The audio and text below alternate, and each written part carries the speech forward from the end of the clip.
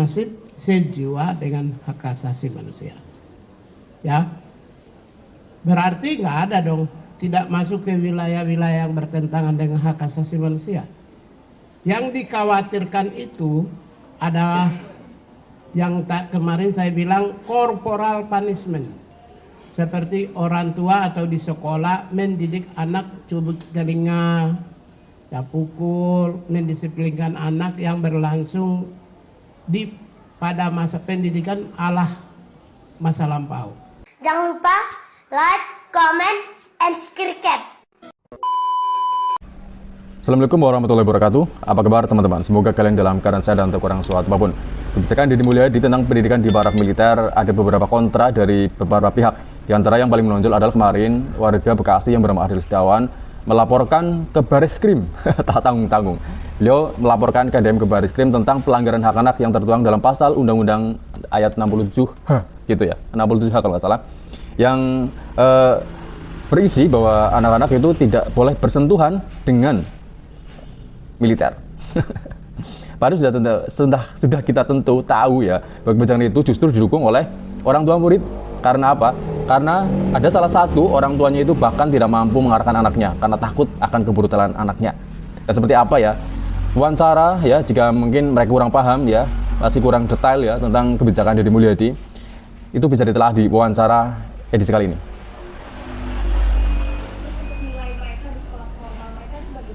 Karena mereka mengikuti ujian dan pendidikan biasa. Dan mereka terkoneksi pada sekolahnya dan tetap menjadi siswa. Iya, tetap menjadi siswa di sana ya. Enggak, mereka tetap terdaftar. Itu pernah saya lakukan ketika dulu saya bikin klub sepak bola, namanya Asad Jaya Perkasa. Statusnya tetap di sekolahnya masing-masing, tetapi belajarnya di situ. Nanti kepala sekolah gurunya sering memonitor. Kan ada sekolah bisa jarak jauh.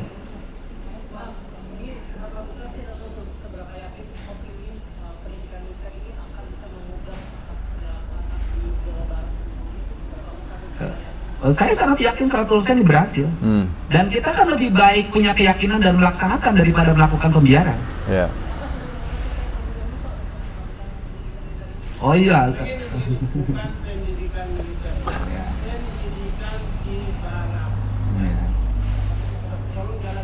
Iya. Bukan pendidikan militer, tapi pendidikan di barak. Oke? Jangan sampai nulis judulnya pendidikan militer nih, nggak boleh ya.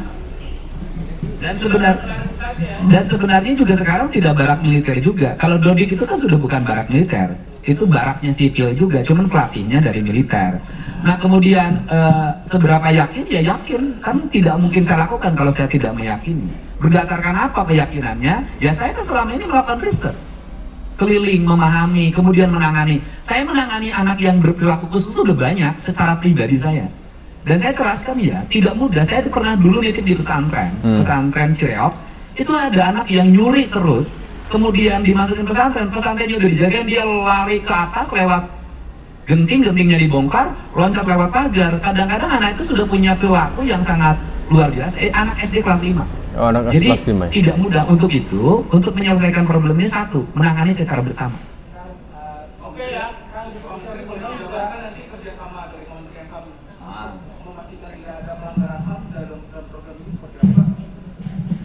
Gini, Ini robot lagi. saya menemukan setelah Yang ditanyakan Deddy Mulyadi ya. saya Lucu nih kok. Tarik kanwil saya sudah sampaikan kepada saya. Iya Pak. Kemudian dari eselon 1 Iya. sampaikan menginformasikan kepada saya. Saya akhirnya berkesimpulan begini.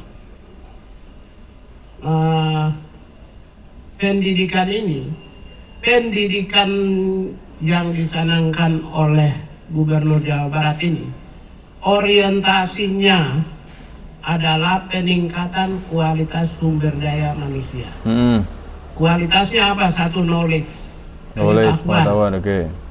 Yang kedua, peningkatan keterampilan. Yang ketiga adalah peningkatan mental, kualitas mental, produktivitas, disiplin, tanggung jawab. Kalau variabel-variabel ini seirama, senasib, sejiwa dengan hak asasi manusia. Ya. Berarti nggak ada dong tidak masuk ke wilayah-wilayah yang bertentangan dengan hak asasi manusia. Yang dikhawatirkan itu adalah yang kemarin saya bilang corporal punishment. Seperti orang tua atau di sekolah mendidik anak duduk telinga, tak pukul, mendisiplinkan anak yang berlangsung pada masa pendidikan ala masa lampau. Itu yang kita khawatir. Setelah kami cek ternyata tidak corporal punishment. Jadi ini tidak bertentangan sedikit pun. Ya, jadi seperti apa yang dikatakan Deddy Mulyadi bahwa pendidikan barak militer, di barak militer ya, ingat ya, catat ya, bukan pendidikan wajib militer, itu berbeda ya, itu udah dari katanya udah jauh berbeda. Itu bukan wajib militer yang 100% itu mengajarkan mereka untuk pendidikan militer. Tetapi pendidikan di barak militer ya, mereka terus terhubung dan terkoneksi dengan pendidikan yang resmi, yang normal di sekolah. Tetapi ditambah dengan pelatihan militer, dididik oleh para pejabat militer ya. Karena apa? Ya karena itulah satu-satunya jalan mendisiplinkan cara pandang mereka agar mereka itu tidak terlalu brutal. Seperti apa yang dikatakan oleh Deddy Mulyadi ya, bahwa itu tidak mudah. Ya karena secara agama pun ketika seorang anak diluruskan tingkahnya di sebuah pesantren, dia tetap tidak bisa dihentikan kebrutalannya. Ya bahkan ya tetap saja seperti itu, memang tidak mudah. Dan salah satu jalan yang ditempuh meskipun ini percobaan dan sudah pernah diriset, tetapi secara ampuh ya meskipun tidak ada yang sempurna, bahwa itu memang mempunyai dampak yang cukup positif dan reaksi dari para orang tua pun berdampak positif pula. Karena apa? Selain di samping itu, para siswa pun tetap diberi bekal setelah lulus nanti secara cuma-cuma. Itu dari kantong Deddy Mulyadi sendiri ya. Jadi seandainya ada seorang pihak lain yang ikut dalam berkontra dalam kebijakan tersebut ya emang sangat lucu ya, karena jika dikaitkan dengan perlindungan anak dan hak anak itu hak asasi anak gitu ya, itu sangat lucu ya, karena mereka juga berpedoman tidak melenceng dari situ ya.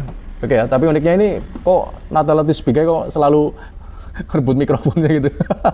Ya kita langsung satu beda selanjutnya teman-teman ya. Itu ya. Gini, di dalam Undang-Undang Nomor 30 2003 Pasal 6 ayat 1 maupun juga berbagai instrumen HAM itu pendidikan itu adalah hak warga negara sekaligus kewajiban warga negara. Sedangkan aspek lain itu kewajiban itu pemerintah. Kecuali kalau kewajiban rakyat itu bayar pajak. Tapi dalam konteks pendidikan itu hak warga negara dan kewajiban. Sesuai dengan undang-undang ya, pendidikan nasional itu anak diwajibkan berpendidikan umur 7 sampai dengan 15 tahun. Diwajibkan.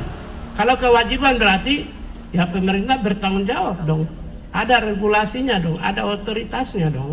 Karena itu tidak ada pelanggaran. Tidak ada bertentangan dengan HAM. Seirama, senasib, sejiwa dengan HAM. Siapa di dunia ini yang menolak pendidikan? Coba angkat tangan. Kalau ada yang menolak pendidikan, berarti belum membaca prinsip-prinsip dasar hak asasi manusia. Saya yakin tidak ada orang yang menolak pendidikan.